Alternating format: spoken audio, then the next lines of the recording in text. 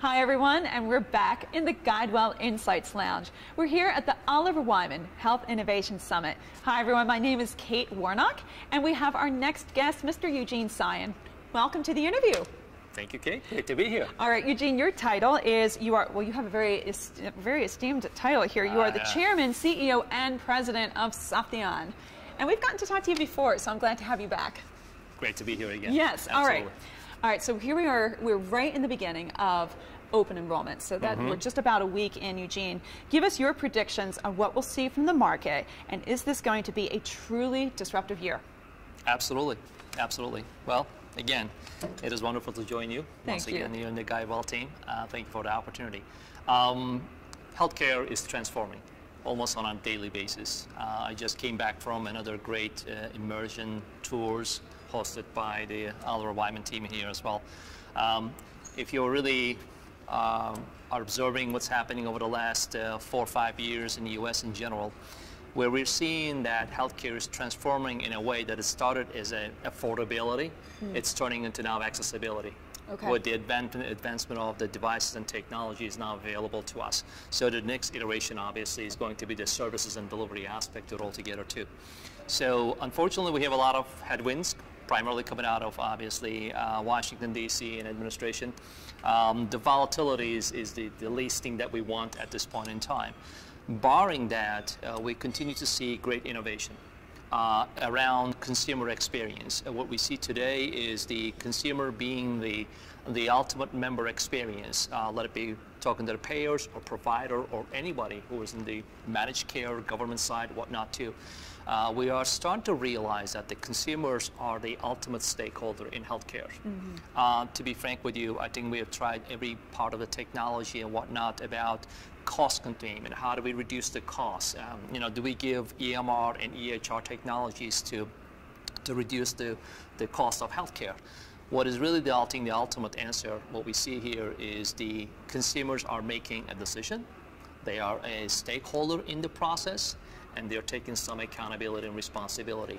So starting with ACA, we saw some of the acts of like individuals going to the exchanges, shopping for their health plans all together too. We think that that trend will continue to grow. We also see that other areas that we're getting into it, for instance, using telehealth and other form of engagement.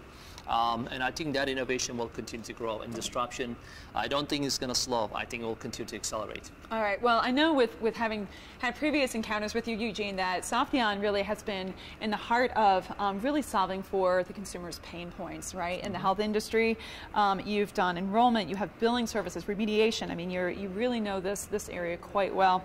Where else should stakeholders introduce digitization so that they compete with tech-first players like Amazon, another big disruptor in this industry? Absolutely. I think Amazon come into healthcare, but we also see the healthcare organization move into the Amazon space. True. You know, so we see a lot of advancements, obviously, a lot of investment taking place altogether too. So I think what it really boils down to is how technology companies are, as you can see, probably a lot of the Silicon Valley investment going into the healthcare. You know, healthcare is again 18%, 20% of our GDP, $3 trillion market. It continues to grow twice the consumer index or inflation rates. So a lot of opportunities. I think that what we are looking to do is at Softheon, we wanted to look at healthcare as a holistic experience. So consumer is the one up until now responsible of seeing their doctor, communicating with their payer organizations, communicating with the pharmacy experiences. What we are seeing, what Amazon has brought into the space, e-commerce space, that in one click, you can have that product delivered to your doorsteps. Now think of that consumer experience before Amazon. You have to get up, go to store, look around, all that time, enhancement, and then you may not like the product, you drive back again and everything else. Right. Amazon just revolutionizes consumer experience. We believe healthcare is the next frontier. We're looking for ways to engage consumers that they can just start shopping their health insurance products, being able to engage with their doctors on the mobile devices, and so on and so forth. So we use the term healthcare supply chain. Really, that's Softheon's mission. In fact, our tagline is making healthcare affordable, accessible, and plentiful. All right. So that's our mission, and we're working on it. That's a great mission to have. Well, again, Eugene, I love talking to you because you do have such a broad and deep technology background, and so that takes me to my next question, another one for your opinion. So AI and its applications to medicine is all over the news.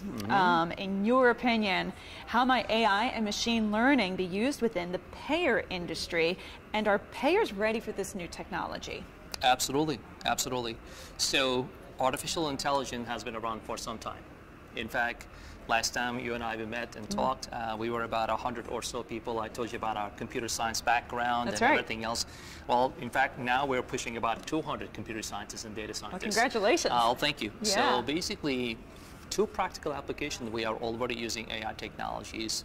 One area, there's a lot of great things happening in healthcare, but we also know that there's a fraud and waste aspect as well too. Absolutely. In fact, with ACA, there was one big problem also known as a third-party payment solutions, meaning that organization paying for the consumers' medical premium expenses, therefore enabling them to go out and charge commercial rates rather than their ACA Medicaid rates, typically capitated rates altogether too. Using AI technologies, we are able to catch those individuals who are actually involved in the kind of fraudulent activities to begin with. Another great application that we use AI technology, our population is very mobile. We are very mobile. We are moving constantly from job to jobs, state to state, and school to schools. Well, it is very important, probably one of the most important things in healthcare, how do you keep track of those individuals? Because what we want to be able to carry your medical history as you move from one state to another state, as you move from one health plan to another health plan.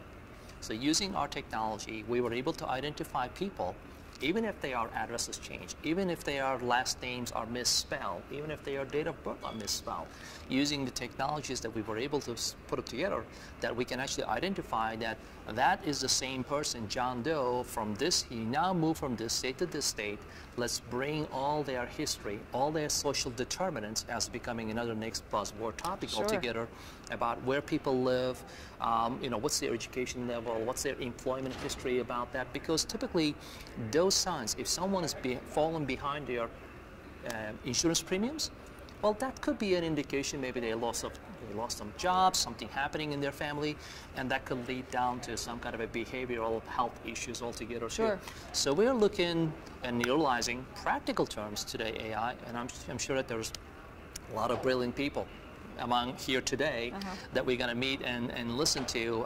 There are many, many different areas. I think the AI has come, technology is there, the computational power, what we carry in our mobile phones, what it used to be in our desktops, what it used to be in some kind of a basement data rooms, now we carry it in our pockets. So I think the machine learning, artificial intelligence is about to disrupt and change in a good way. There's always, like any other technology, there's always a kind of double-edged sword. Right. But I think we're going to benefit, at least for the time being, until they become really, really smart.